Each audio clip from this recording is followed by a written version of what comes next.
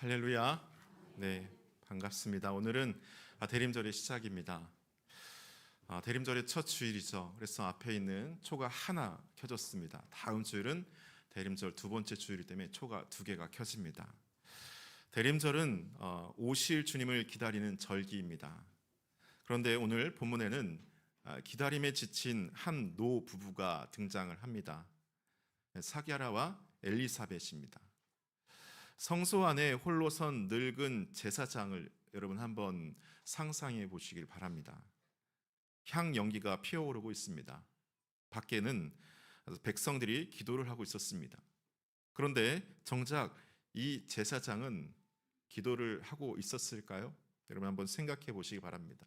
아니면 이미 포기한 채 서 있었을까요? 그에게는 두 가지 침묵이 있었습니다. 하나는 시대의 침묵이었습니다. 말라기 이후 400년 동안 하나님의 음성이 끊어졌었습니다. 선지자도 없고 기적도 없고 계시도 없는 시대였습니다. 이스라엘은 바벨론에 이어서 페르시아 또 그리스 또 이제는 로마 제국의 압제 아래 신음하고 있었습니다. 하나님은 정말 우리를 버리셨는가? 약속하신 메시아는 정말 오시는 것인가? 사람들에게 절망과 괴로움 가운데 있었습니다. 이것이 그 시대 가장 중요한 질문이었고 시대 정신이었습니다. 하나님은 우리를 버리셨는가? 약속하신 메시아는 정말 오시는 것인가? 또 다른 하나의 개인의 침묵입니다. 사가라와 엘리사벳은 젊은 시절부터 자녀를 달라고 기도를 했습니다. 눈물로 기도하고 또 금식하고 기도했습니다. 그러나 해가 가고 10년이 가고 또 20년이 가도 응답이 없었습니다. 이제는 너무 늙어버린 것이죠. 엘리사벳의 몸은 더 이상 생명을 일태할 수 없는 상태가 되어 버렸습니다. 그래서 그들은 그 기도를 포기해 버렸습니다. 더 이상은 안 되는구나. 마음속 깊은 곳에 그 기도를 묻어 버렸습니다. 이 시대의 침묵이라는 400년이라는 시간과 또 개인의 침묵 수십 년이 겹친 이 자리에서 사가라는 어떤 마음이 있었을까요? 아마도 그는 하나님이 자신을 잊었다고 생각했을 것입니다. 더 이상 기대할 것이 없다고 생각을 했을 것입니다. 그러나 여러분 생각 한번 여러분 어떻습니까? 정말 그랬을까요? 우리도 이제 2025년을 마무리하면서 나아가고 있습니다.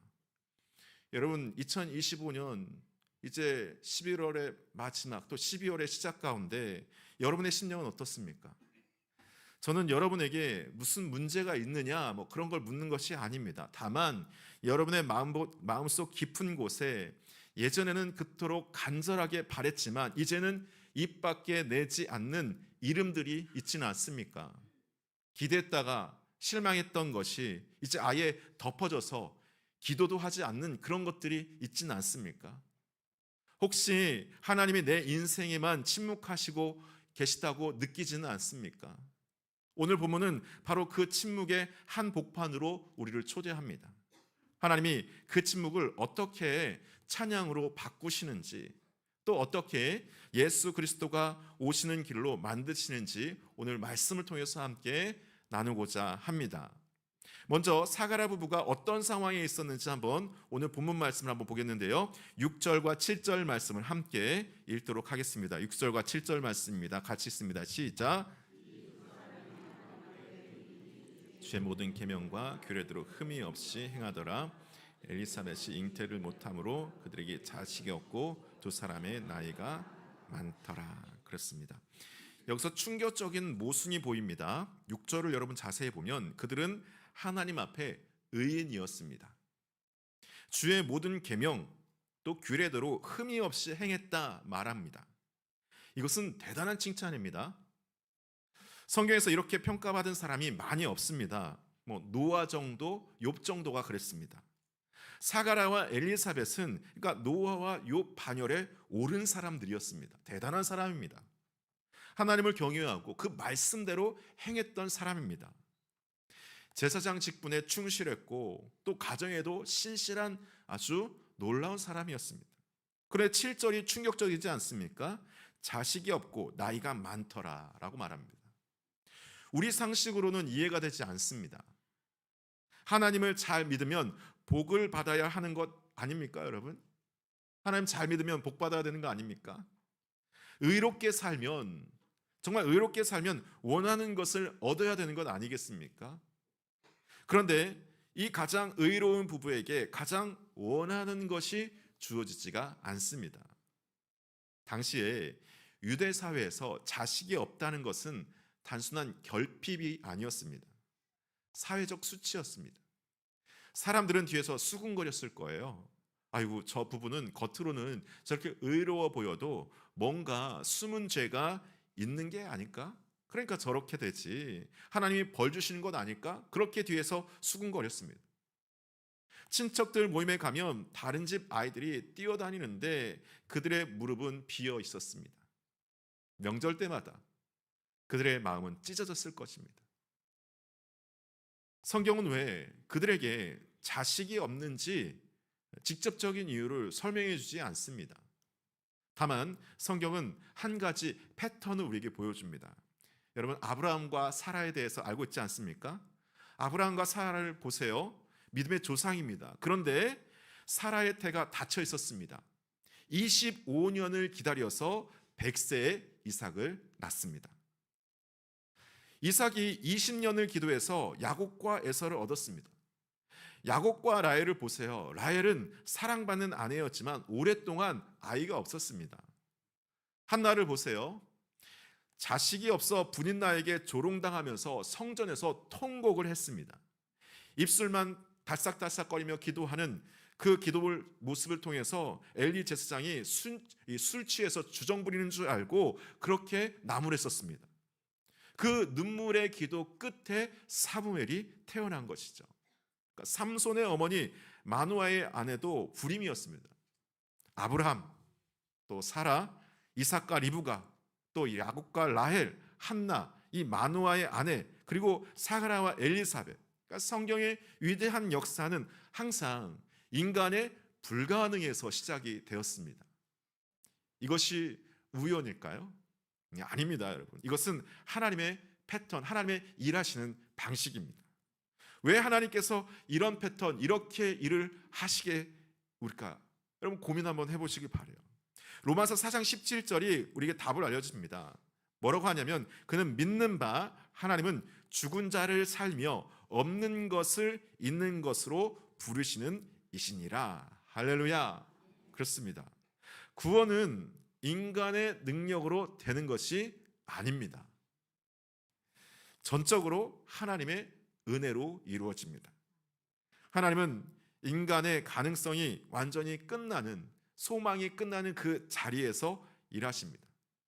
내가 할 수 있다는 자신감이 완전히 사라진 자리, 내 힘으로는 절대 안 된다는 것을 인정하는 그 자리, 바로 그것이 하나님께서 일하시는 무대, 하나님이 일하실 때입니다. 근데 왜 이렇게 하나님께서 하실까요? 그래야 이것이 내가 한 것이 아니라 하나님이 하셨구나. 이건 내가 한 일이 아니라 하나님이 하신 거구나. 그렇게 고백할 수 있기 때문에 하나님께서 이렇게 일을 하십니다. 이것이 복음이 필요한 이유인 것입니다. 우리의 의로움, 우리의 노력이 우리의 인생의 근본적인 결핍, 부족함을 해결할 수 없습니다. 우리는 스스로 구원할 수 없습니다. 사가라의 부부의 불임은 저주가 아니었습니다. 하나님의 능력을 담을 거룩한 무대인 것이죠. 여러분, 침묵에는 두 가지가 있습니다. 기억하세요. 하나는 정말 버려진 침묵, 아무것도 없는 겁니다. 그러니까 다른 하나는 준비된 침묵입니다. 가장 위대한 일이 시작되기 직전, 그러니까 하나님께서 숨을 고르시는 시간입니다. 사가랴는 자신이 하나님의 버려진 침묵 속에 있다고 생각했습니다. 그러나 정말 그랬을까요, 여러분? 오늘 8절부터 13절 한번 보세요. 사가랴가 자기 순서대로 제사장의 직무를 수행할 때가 되었습니다. 제비를 뽑아서 성소에 들어가서 분향하는 특권을 얻게 됩니다. 이것은 여러분 제사장이 평생 한번 얻을까 말까 아주 특별한 기회였습니다. 향이 피어오릅니다. 연기가 자욱합니다. 사가랴가 떨리는 손으로 분향을 합니다. 밖에서는 백성들이 막 기도하고 있었습니다. 그때입니다. 갑자기 환한 빛이 비치면서 천사가 나타난 것입니다. 400년 만이에요. 400년 만. 400년 동안 끊어졌던 하나님의 계시가 다시 시작된 것입니다. 그 첫 번째 장소가 어디입니까? 성소 안 향단 옆입니다. 기도의 향이 올라가는 그 자리였습니다. 요한계시록 5장 8절을 보면 이 향은 성도의 기도들이라 말합니다. 요한계시록 8장 3절 4절은 성도의 기도가 향이 되어 천사의 손으로부터 하나님 앞으로 올라간다 말합니다. 그러니까 하나님은 기도를 무시하지 않는다는 것을 보여주시는 것입니다. 그리고 400년 만에 하나님의 음성이 터져 나옵니다. 할렐루야. 뭐라고 합니까? 무서워하지 말라. 사가랴여 너의 간구함이 들린지라 말씀하십니다. 이 한마디 여러분 깊이 한번 생각해 보세요. 헬라어로 들린지라라는 말이 에이세쿠스테라는 단어입니다. 이것은 단순 과거가 아니라 완료 시제예요. 무슨 뜻입니까? 좀 해석하면 과거에 시작된 일이 지금까지 효력이 있다는 뜻입니다. 언젠가, 그러니까 사가랴가 드렸던 그 기도가 지금 이 순간까지 하나님 앞에 유효하게 남아 있다는 뜻입니다. 사가랴는 그 기도를 이미 멈춘 지 오래됐습니다. 안 되는구나. 나에게 되지 않는 것이구나. 멈춘 지 오래였습니다. 포기했습니다. 왜? 나이가 많았기 때문이죠. 더 이상 기대하지 않았습니다. 그런데 하나님은 들린지라 하십니다. 사가랴는 잊었지만 하나님은 기억하고 계셨던 것입니다. 사가랴는 포기했지만 하나님은 저장해 두셨던 것입니다. 사가랴는 유통기한이 지났다고 생각하지만 하나님 앞에서 그 기도는 현재 진행형이었습니다. 여기서 우리가 이름의 의미를 한번 봐야 되는데, 히브리어에서 이름은 단순한 그 사람의 이름을 부르는 호칭이 아니라 그 사람의 정체성을 말하는 것이고 그 사람의 어느 정도의 인생을 대변합니다. 사가랴라는 이름을 보세요. 이것은 자카르, 그러니까 기억하다라는 단어와 야, 여호와의 합성어입니다. 해석하면 여호와께서 기억하신다라는 뜻입니다. 엘리사벳을 보세요. 이것은 엘, 하나님이라는 뜻과 쉐바, 맹세하다라는 합성어입니다. 그러니까 하나님은 약속을 지키십니다. 또는 나의 하나님은 맹세하신다라는 뜻입니다. 그들은 이름 자체가 하나님의 약속이자 예언이었습니다. 어떻게 보면 그 부모가 그 이름을 지어줄 때는 몰랐을 줄 몰라요. 그냥 당시에 유행하는 이름은 그냥 졌을 줄 모릅니다. 그러나 하나님은 아셨습니다. 사가랴 자신은 하나님이 자신을 잊었다고 생각했습니다. 그러나 하나님은 그 이름대로 기억하고 계셨습니다. 엘리사벳은 하나님의 약속이 자기에게 해당되지 않는다고 생각했어요. 그러나 하나님은 그녀의 이름대로 약속을 지키러 오셨습니다. 그런데 여기서 중요한 질문이 있습니다. 왜 하나님은 사가랴가 젊었을 때 응답하지 않으셨을까요? 왜 젊을 때 응답하지 않으셨을까요? 젊었을 때 아들을 주셨으면 그 부부가 얼마나 기뻤겠습니까? 왜 이렇게 오래 기다리게 만드신 것일까요? 우리가 이런 질문이 생기지 않습니까? 하나님은 단순히 이 노부부에게 아들 하나를 주시려는 것이 아니었습니다. 14절부터 17절에 보면 태어날 아이에 대한 예언이 나옵니다. 이 아이는 주 앞에 큰 자가 될 것이며 이스라엘 자손을 주 곧 그들의 하나님께로 돌아오게 할 것이라고 말합니다. 누구입니까? 누구를 말하는 겁니까? 세례 요한을 말하는 것입니다. 세례 요한이 왜 중요할까요? 메시아 예수 그리스도의 길을 예비하는 자이기 때문입니다. 하나님은 이 사가랴의 개인적인 소원을 온 인류의 구원의 역사와 연결하셨습니다. 사가랴가 원한 것은 그냥 아들 하나였습니다. 그러나 하나님이 주신 것은 아들만이 아니었습니다. 그 아들을 통해서 예수 그리스도가 오실 길을 예비하신 것입니다. 할렐루야. 여러분, 이것이 복음입니다. 하나님은 우리의 작은 기도를 들으시고 우리가 상상하지 못할 방식으로 응답하십니다. 그 응답의 중심에는 항상 예수 그리스도가 계십니다. 사가라의 기도의 최종 응답은 아들 요한이 아니었습니다. 요한이 예비한 그분 예수 그리스도였습니다. 하나님은 한 노부부의 눈물의 기도를 온 인류의 구원과 연결하셨습니다. 이것이 하나님이 일하시는 방식입니다. 갈라디아서 4장 4절에 보면 때가 참에 하나님이 그 아들을 보내사라고 말합니다. 하나님의 때가 있다는 겁니다. 하나님의 때, 카이로스라고 합니다. 응답의 지연이지 지금 응답되지 않은 것인지 거절이 아닙니다. 아니라고 말하지 않았습니다. 무관심이 아니었습니다. 예수 그리스도가 오실 가장 완벽한 그때를 위한 하나님의 거룩한 멈춤이었습니다. 버려진 침묵이 아니라 준비된 침묵이었습니다. 기억하세요. 기도는 땅에 떨어지지 않습니다. 여러분이 지난 세월 동안 눈물로 흘렸던 그 기도, 이제는 포기하고 잊어버린 그 기도의 유통기한이 지났다고 쓰레기통에 버린 그 기도를 하나님은 보좌 앞 금향로에 소중히 담아두고 계십니다. 그런데 여러분, 하나님이 주신 응답을 자세히 보세요. 17절입니다. 우리 17절 말씀을 함께 읽어봅니다. 17절 말씀입니다. 시작. 능력으로 주 앞에 먼저 와서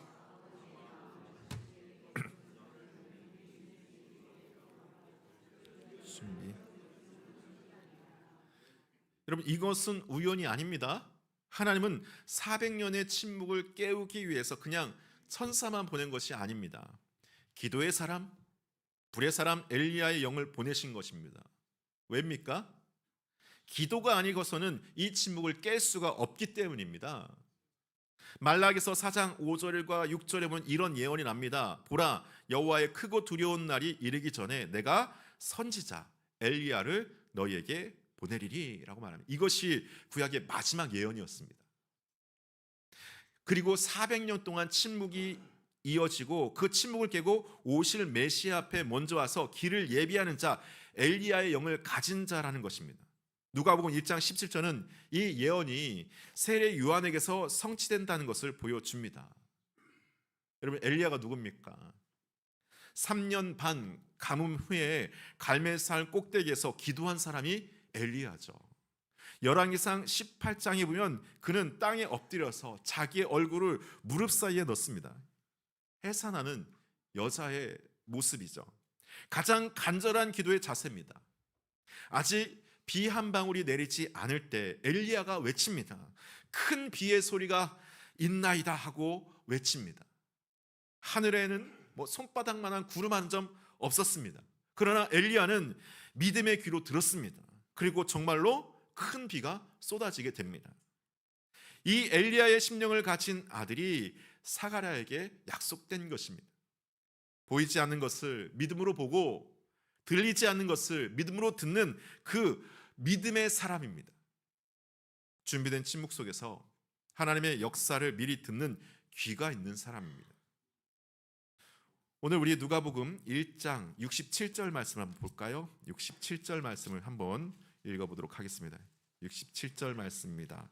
67절 말씀을 같이 읽습니다. 시작. 그 부친 사라가 성령의 충만을 받아 예언하여 이르되 말합니다. 사가라는 처음에 천사의 말을 믿지 못했습니다. 그래서 10개월간 벙어리가 되었어요. 어떻게 보면 이것은 징계죠. 400년 만에 하나님께서 예언하고 말씀하시고 그의 기도를 들어서 응답해 주셨는데 이 사가랴가 믿지를 못한 거예요. 그래서 벙어리가 된 겁니다. 징계를 받은 거죠. 그러나 여러분, 다른 면에서 보면 이것은 훈련이었습니다. 하나님은 그 10개월 동안 불신, 의심, 불평을 쏟아내던 이 사가랴의 입을 닫으시고 오직 하나님의 일하심만 바라보게 만드신 것이에요. 입술로 불평하며 원망하지 않도록 그를 훈련시키고 하나님께서 어떻게 말씀하신 것을 이루어 가시는 것인가 보게 만드시는 훈련의 시간이었습니다.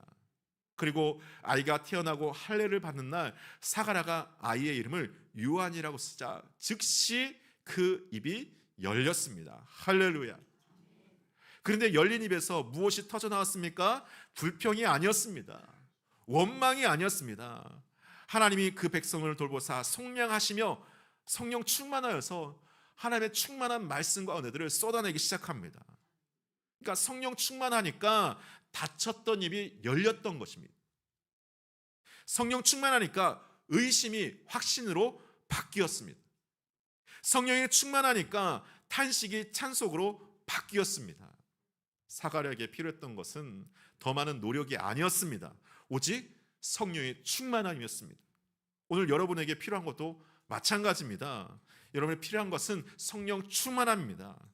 엘리야와 같은 성령의 충만함이 여러분과 임하기를 소망합니다. 오늘 말씀을 정리합니다. 사가랴는 자신이 버려진 침묵 속에 있다고 생각했습니다. 하나님이 자신을 잊으셨다고, 더 이상 희망이 없다고 생각했습니다. 그러나 그 버려진 침묵, 그것은 버려진 침묵이 아니었습니다. 하나님의 준비된 침묵이었습니다. 하나님은 기억하고 계셨습니다. 사가랴의 이름대로, 엘리사벳의 이름대로 기억하고 약속을 지키셨습니다. 그리고 단순히 아들만 주신 것이 아니라 예수 그리스도가 오실 길을 열어주셨습니다.